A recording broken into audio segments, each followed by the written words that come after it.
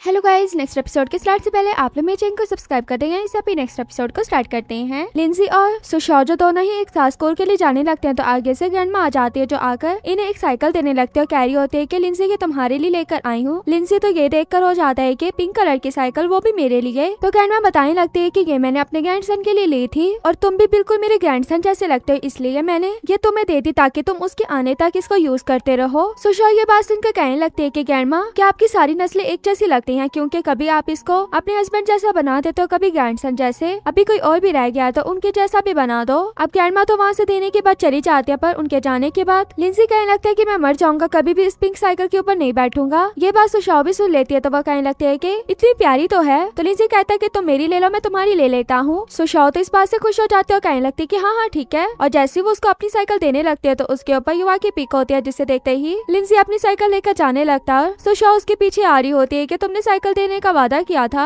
इसी तरह दोनों स्कूल में पहुंच जाते हैं। स्कूल में पहले से फैंग और वांग दोनों का वेट कर रहे होते हैं। पिंक साइकिल को देखकर लिंजी को कांग्रेचुलेशंस भी कहने लगते हैं। अब जब दोनों क्लास में पहुंचते हैं तो लिंजी की जगह पर पहले से इतने ज्यादा लड़कियों ने गिफ्ट्स रखे हुए थे। ये देखकर सुशाओ खुश हो रही होती है, कह रही होती कि इतने ज्यादा गिफ्ट्स, लिंजी को कहीं इतने गिफ्ट चाहिए थे। वो पहले तो वांग और फैंग को दे देता है थोड़े से गिफ्ट और बाकी के जो गिफ्ट्स होते हैं वो सुशाओ को दे देता है। कहने लगता है कि ये तुम ही रख लो। सुशाओ तो उन गिफ्ट्स को देखकर इतना खुश हो जाती है कि ये सब मेरे हो गए। जैसे एक गिफ्ट के ऊपर लड़की ने लिखा होता है कि आई लाइक यू। लिंजी को लगता है कि सुशाओ ने बोला होगा, पर ये देखकर वो वहाँ से चला जाता है। अब सुशाओ जो उसका लास्ट ऑप्शन भी मार्क कर देती है और उसे पता लग जाता है कि इसको डिप्रेशन है। ये देखते ही वो जल्दी से अपने अंकल को बताने के लिए जाती है कि लिंजी को डिप्रेशन है। उसके अंकल आगे से कहने लगते हैं कि मैंने भी उसी ऐप पर अपना भी चेक किया, मुझे तो पता नहीं कितनी तरह की डिप्रेशन है। इतने में अंकल के पास वही वाली ग्रैंडमा आ जाती है जो अपनी बेटी की पिक लेकर आई थी, मतलब सुशाओ की मिस की। पर वो तो कहने लगता है कि ये तो सुशाओ की मैम है ना, तो मेरा इसका लेवल कहाँ से हो सकता है। पर ग्रैंडमा तो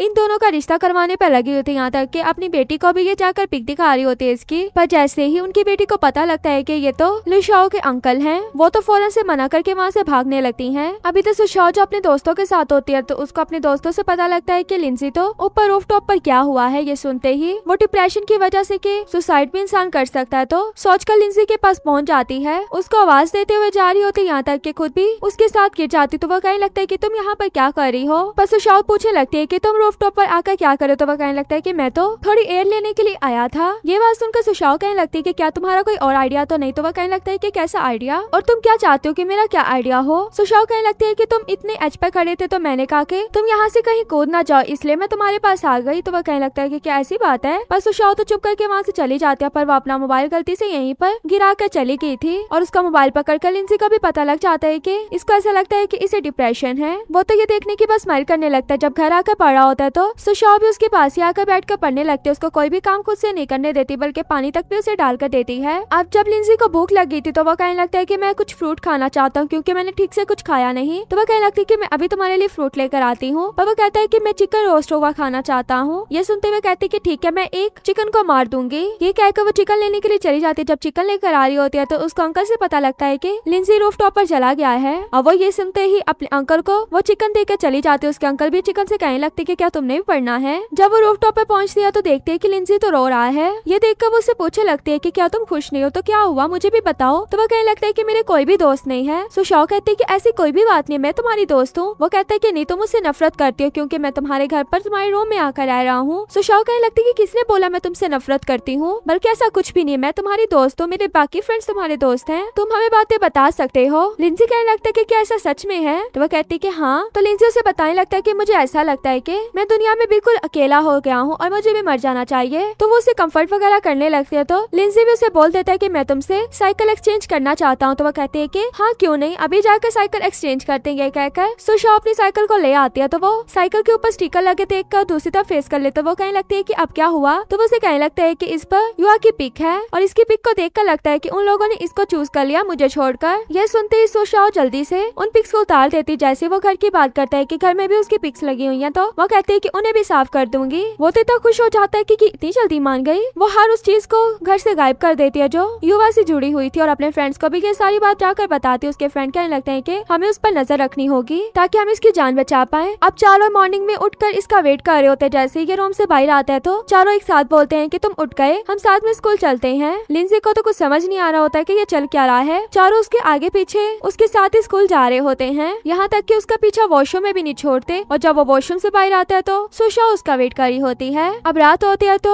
लिंजी के रूम में ही वांग और फेंग भी सोए होते हैं उस पर नजर रखने के लिए। जब वो सो जाते हैं तो लिंजी को भी वो का मैसेज आता है। वो का मैसेज देखने के बाद वो रूम से छुपके बाहर जाने लगता है। उसकी जाने की आवाज सुशाओ भी सुन लेती है। वो जल्दी से आकर जब रूम में देखती है तो लिंजी नहीं होता। ये देखकर वो फेंग और वांग को उठाने लगती है कि तुम दोनों की वजह से वो यहाँ घर से भाग गया है। वो सोचे होते हैं कि हमें क्या करना चाहिए। इसी में सुशाओ को याद आता है कि मैं स्पीकर में जाकर ये सब अनाउंस करती हूँ। तो वो स्पीकर में जाकर बोलने लगती है कि मेरा एक फ्रेंड लिंजी खो गया है और उसको डिप्रेशन है, तो आप लोगों के हाथ में उसकी जान है, जिसको भी नजर आए वो उसको पकड़ कर ले आए। सॉरी वगैरह करके रोने भी लगते हैं। तो लिंजी तो उसकी एक भी बात नहीं सुनता। जब लिंजी को लगता है कि स्पीकर पर कोई बात चल रही है तो वो कानों से उतार कर सुनने लगता है, पर तब तक स्पीकर पे कुछ भी नहीं बोला जा रहा होता। इतने में सामने से फेंक के भाई उसे आते हुए देख लेते हैं और उसको पकड़ने के लिए भागते हैं, पर लिंजी तो उनके आगे भाग रहा होता है और फाइनली वो लोग उसे पकड़ लेते और घर की तरफ लेकर आ रहे होते हैं। घर पर सुशाओ उसका वेट कर रही होती है और बाकी गाँव वाले भी आए होते हैं। लिंजी तो बेचारा तरफता हुआ आ रहा होता है कि उसे क्यों ऐसे पकड़ा हुआ है। जैसे वो सुशाओ को देखता है तो उसका और दिमाग खराब हो जाता है। बाकी सब खुद के लिए क्लैप कर रहे होते हैं कि हमने कितना अच्छा काम किया है, किसी की जान बचाई। पर जैसे लिंजी का मुंह खोला जाता है तो वो इतने प्यारे वर्ड्स मुंह से निकालता है कि सब एक दूसरे से नजरें नहीं मिला पा रहे होते, अपना फेस दूसरी तरफ कर रहे होते हैं। ये देखते ही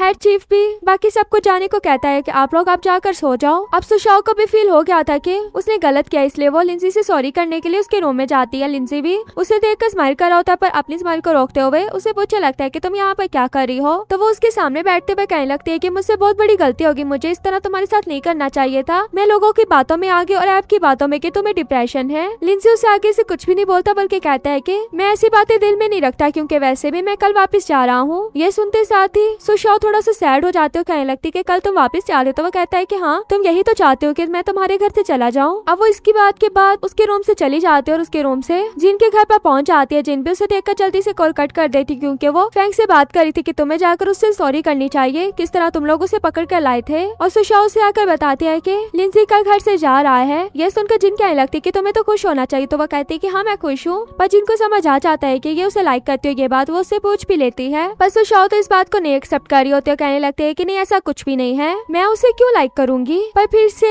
लिंजी के बारे में सोचकर सैड हो जाती है। अब लिंजी जिसको रात में नींद नहीं आ रही होती तो वो भी ऊपर छत पर आकर बैठा होता है। उसके पास अंकल भी आ जाते हैं जो उसे कहने लगते हैं कि मैं तुमसे सुशाओ की तरफ से सॉरी करता हूँ, वो बिल्कुल पागल है। तो वो कहने लगता है कि नहीं ऐसी कोई भी बात नहीं, मुझे उसके साथ रहते हुए आदत हो गई है। तो अंकल उससे पूछने लगते हैं कि मुझे सुशाओ से पता लगा है कि तुम कल यहाँ से जा रहे हो। तो वो कहने लगता है कि अभी मैंने इसके बारे में नहीं सोचा। तो उसके अंकल कहते हैं कि इतनी जल्दी नहीं है, तुम इसके बारे में आराम से सोचो और हाँ जल्दी छत से नीचे आ जाना, कहीं ठंड ना हो जाए। ये कहकर अंकल तो सोने के लिए चले जाते हैं। अब उनके जाने के बाद लिंजी भी मैनेजर वो को मैसेज कर देता है कि आपने जो बातें मुझे बोली थी मैंने इस बारे में सोच लिया है। अब जो अंकल नीचे आए थे वो जैसे ही शॉप के बाहर आते हैं तो आगे से मिस आ रही होती हैं, जिन्हें देखते ही वो देखते रह जाते हैं। वो आकर लिंजी के बारे में पूछ होती, पर अंकल को तो कोई होश ही नहीं थे। जैसे ही वो चुटकी बजाकर उन्हें होश में लाते हैं तो वो कहने लगते हैं कि वो प्यारा है। वो तो मिस को प्यारा कह रहे थे, पर फिर कहने लगता है कि लिंजी अंदर है, वो बिल्कुल ठीक है। तो मिस कहने लगती है कि बस मुझे उसकी फिक्र हो रही थी, अब मैं यहाँ से चलती हूँ। जाते हुए फिर से जब अंकल की तरफ देखती है स्माइल करके, अंकल तो उनके प्यार में गिर चुके थे। अब मॉर्निंग में दिखाया जाता है कि लिंजी ब्रश करने के लिए आता है, पर इतने में स्पीकर से सुशाओ बोलने लगती है और वो लिंजी से सॉरी कर रही होती है कि मैंने उसे गलत समझा और बाकी विलेज वालों से भी। और लास्ट में ये भी कह देती है कि लिंजी अगर तुमने जाना है तो इतनी जल्दी नहीं जाओ। ये सुनते साथ ही लिंजी इतना खुश हो जाता है और जब वो ब्रश कर रहा होता है तो सुशाओ भी वहाँ पर ब्रश करने के लिए आती है, पर दोनों ही एक दूसरे से आंखें नहीं मिला पा रहे होते। और यहीं पर हमारा ये पार्ट भी एंड हो जाता है। वीडियो अच्छी लगे तो वीडियो को लाइक करना।